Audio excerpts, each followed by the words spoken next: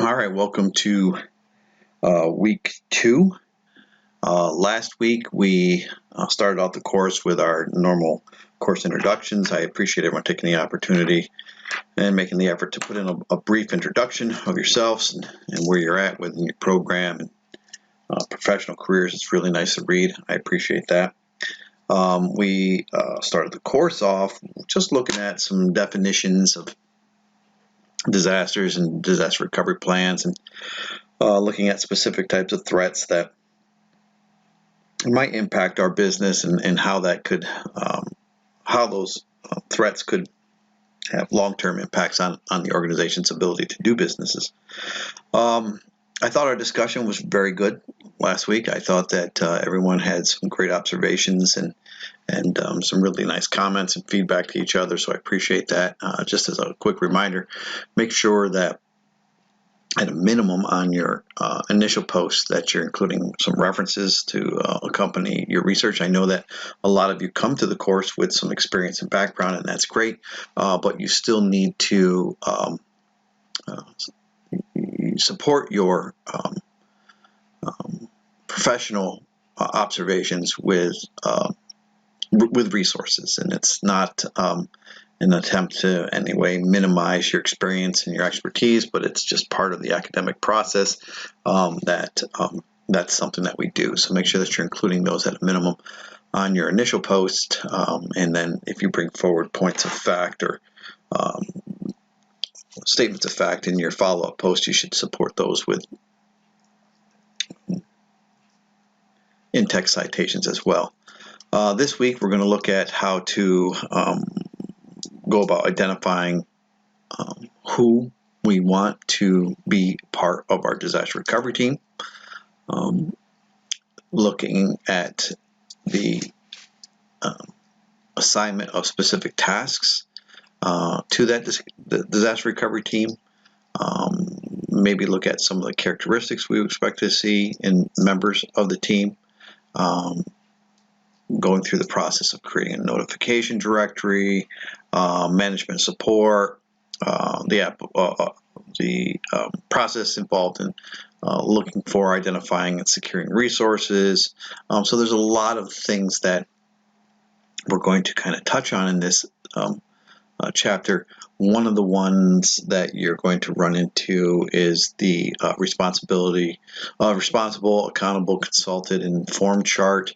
And you can find an example of that. It's mentioned in Chapter 3, which you should be reading for this week. But also, if you search in your textbook for Figure 10.4, there's an example there of a RACI chart as well.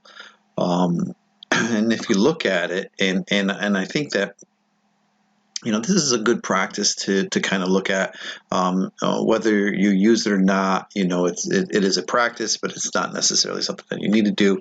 But it does help document the process that you go through in the development of some of the corrective actions that you're going to try to include.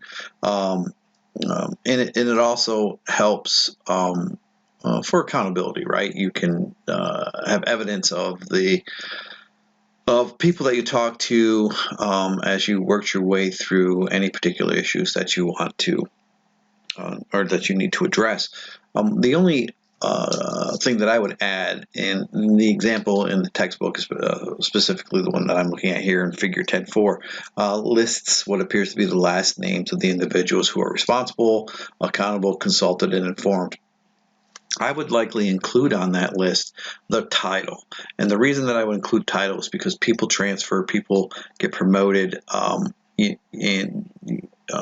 they leave. And when you come back to this chart or this matrix in a month or 2 months or 6 months or a year, those people might not necessarily be in that same position anymore. So you'll want to know at what level in the organizational structure you were able to identify the individuals who were responsible, accountable, consulted, and informed. But I think it's a good practice. There's a lot of different ways of going about doing it, but this is definitely one of those.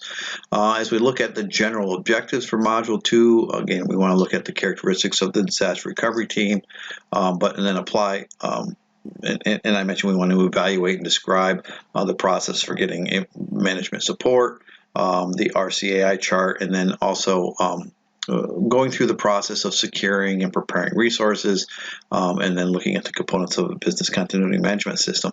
And I kind of touched on some of these things when I was asking questions in Module 1. What about how do we make sure that we have the resources necessary? And then, depending on the type and the scope of the particular incident, if it's local or if it's an incident that's unique to our organization, getting the additional resources might not necessarily be problematic. But if it's a more widespread impacting more businesses, then resources are finite. You're not necessarily going to be able to get all the supplies or all the equipment that you had planned to get from one particular provider. So you need to have a layered approach to this process of how do I go about securing and preparing resources in the event that I have a disaster. We're going to look at our discussion question this week asks us to look at the disaster recovery and business continuity standards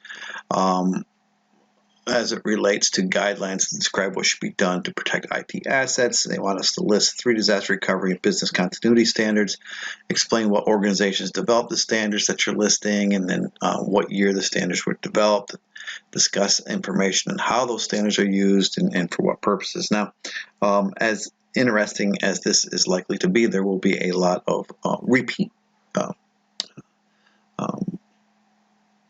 information, as there are a finite number of resources that actually do a decent job of talking about business continuity standards and disaster recovery standards. So, it'll be interesting. It'll be informative.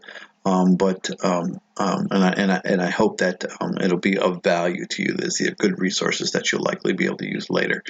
This week we have a critical thinking assignment.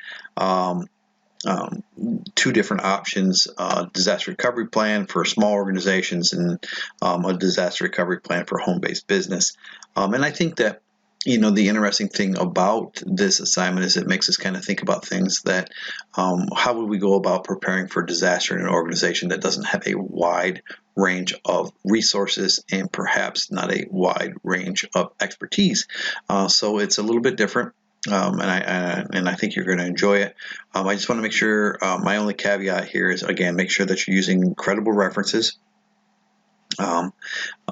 And then, of course, paying attention to page limits, right? I want you to really focus your writing here, 3 to 5 pages in length, including graphics. Make sure that you're clear and you're concise and you're articulate. If you find yourself getting into 6 and 7 and 8 pages, you just have too much information, you're throwing too much stuff against the wall, go back, revise, edit, and then reapproach it for a more clear approach to the assignment. Other than that, I think we're off to a good start. I appreciate everyone's efforts, and I look forward to working with you in Module 2.